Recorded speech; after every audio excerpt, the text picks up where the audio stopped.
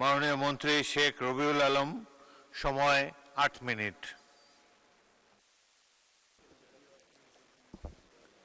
বিসমিল্লাহির রহমানির রহিম। মাননীয় স্পিকার, আপনাকে ধন্যবাদ। স্মরণ করছি শহীদ রাষ্ট্রপতি জিয়াউর রহমানকে, স্মরণ করছি প্রাণের নেত্রী দেশনেত্রী বেগম খালেদা জিয়াকে, কৃতজ্ঞতা প্রকাশ করছি বর্তমান প্রধানমন্ত্রী সংসদ নেতা জনাব তারেক রহমানের প্রতি। মাননীয় স্পিকার, রাষ্ট্র ব্যবস্থাপনার অত্যন্ত গুরুত্বপূর্ণ ব্যবস্থাপনা হচ্ছে অর্থ ব্যবস্থাপনা। এই সরকার প্রথম বাজেট উপস্থাপন করেছেন।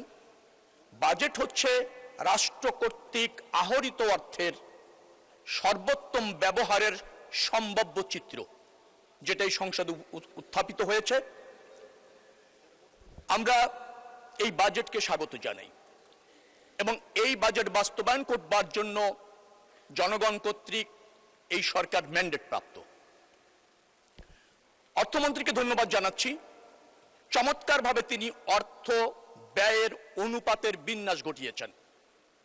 সামাজিক অবকাঠামো খাতে প্রায় 30% মতো বরাদ্দ রেখেছেন। ভৌত অবকাঠামোর ক্ষেত্রে 18% উপরে বরাদ্দ রেখেছেন। সাধারণ সেবার ক্ষেত্রে 26% মতো বরাদ্দ রেখেছেন।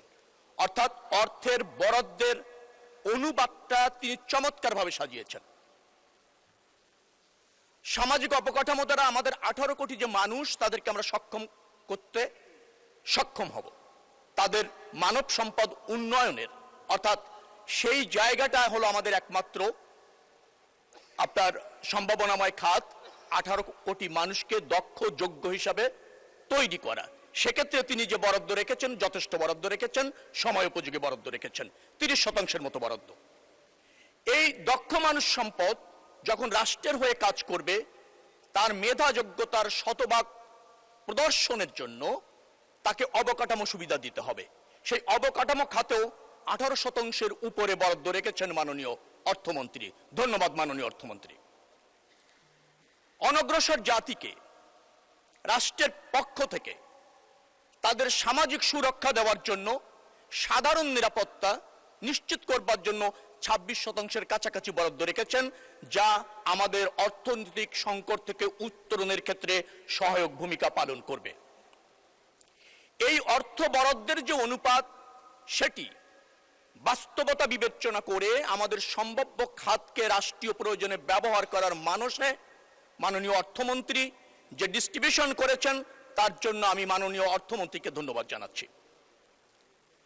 মাননীয় স্পিকার, আহরিত অর্থের 2 ধরনের ব্যয় রাষ্ট্র করে। একটি হচ্ছে অনুন্নয়ন ব্যয়, আর একটি হচ্ছে উন্নয়ন ব্যয়। অনুন্নয়ন ব্যয় মানে হচ্ছে রাষ্ট্র পরিচালনা ব্যয়। রাষ্ট্র পরিচালনা ব্যয়ের ক্ষেত্র মাননীয় অর্থমন্ত্রী, যেটা গত অর্থ বছরে ছিল 72.7% বরাদ্দকৃত অর্থের, সেখান থেকে কমিয়ে তিনি নিয়ে আসছেন 66.3%। তার মানে অপচয় রোধ করেছেন, অপ্রয়োজনীয় অর্থ ব্যয় করছেন না, অর্থের সর্বোত্তম সদ্ব্যবহার করছেন মাননীয় অর্থমন্ত্রী তার এই বাজেটের মধ্যে। এটা অবশ্যই প্রশংসার দাবি রাখে।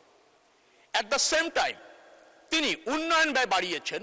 যে উন্নয়ন ব্যয় গত অর্থ বছরে ছিল, অর্থাৎ 2025-26 অর্থ বছরে সেটি ছিল 27.3%, সেটাকে তিনি বাড়িয়ে 33.7% করেছেন।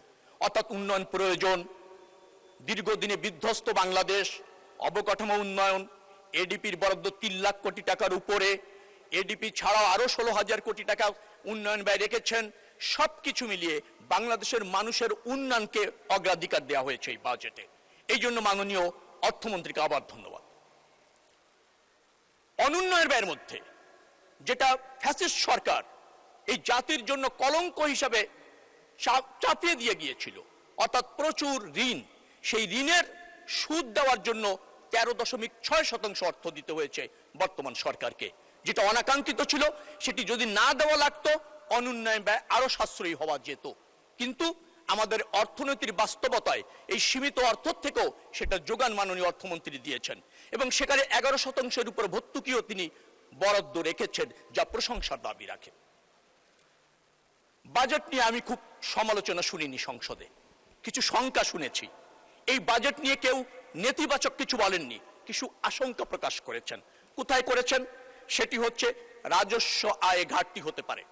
রাজস্ব আয়ের ঘাটতি হবে না, কারণ এ চালানের মাধ্যমে রাজস্ব সংগ্রহ করা হবে, কর অব্যাহতি হ্রাস করা হবে, রাজস্ব ফাঁকির ক্ষেত্রে চিহ্নিতকরণ করা হবে এবং ভাট কাঠামোতে নতুন বিন্যাস করা হবে। অতএব রাজস্ব ঘাটতি আমি দেখছি না। আর আমাদের রাজস্ব আরোহণ কর অনুপাতে যদি বলেন, সেটা যদি হয় 9% কাছাকাছি, নেপাল ভুটানও 13-14% করে, আমাদের ওখানে যেতে হবে। সেই জন্য অর্থমন্ত্রী চ্যালেঞ্জ দিয়েছেন। আমার বিশ্বাস রাজস্ব আয়ে ঘাটতি হবে না। সময় খুবই কম। ব্যাংকের কথা বলা হয়েছে, ব্যাংক ঋণও কমেছে। 25-26 অর্থ বছরে ছিল 1,18,000 কোটি টাকা, এবার করা হয়েছে 1,12,000 কোটি টাকা।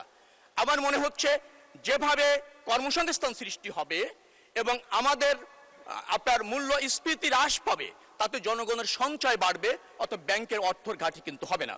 মাননীয় স্পিকার, ঘাটতি বাজেট কথা বলা হয়েছে।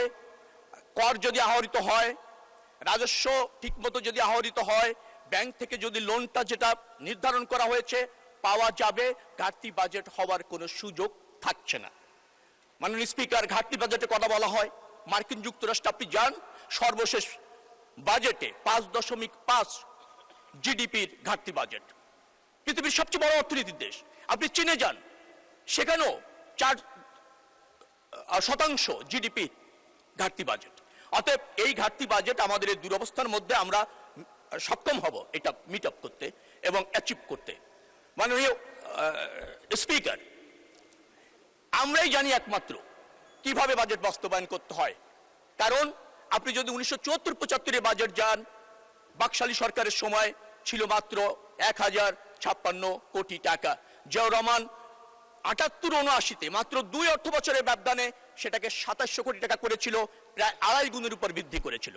মাননীয় প্রধানমন্ত্রী বেগম খালেদা জিয়া 2001 থেকে 2006 ওই অর্থ বছরে 6.1 থেকে 6.9% প্রবৃদ্ধি অর্জন করেছিল।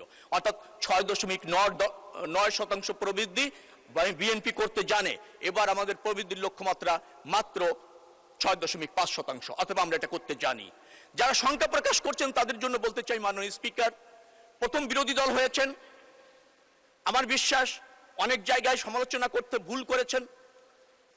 সরকারি দল এখনো হন নাই। আমার বিশ্বাস আর 2-4 বার 5 বার বিরোধী দল থাকলে আস্তে আস্তে তারা সমালোচনাটা বুঝে যাবেন। আমি ওই সমালোচনাকে খুব একটা আমলে নিচ্ছি না। মাননীয় স্পিকার, আমি যেটা বলতে চাই সেটা হচ্ছে বিএনপি জানে কি করণীয়। আমরা পথ খুঁজিনি, পথ দেখিয়েছি। বাস্তবায়ন করে প্রমাণ করতে চাই আমরা বাস্তবায়ন করতে জানি। বিরোধী দলকে বলবো আপনারা সহযোগিতা করুন। ধন্যবাদ।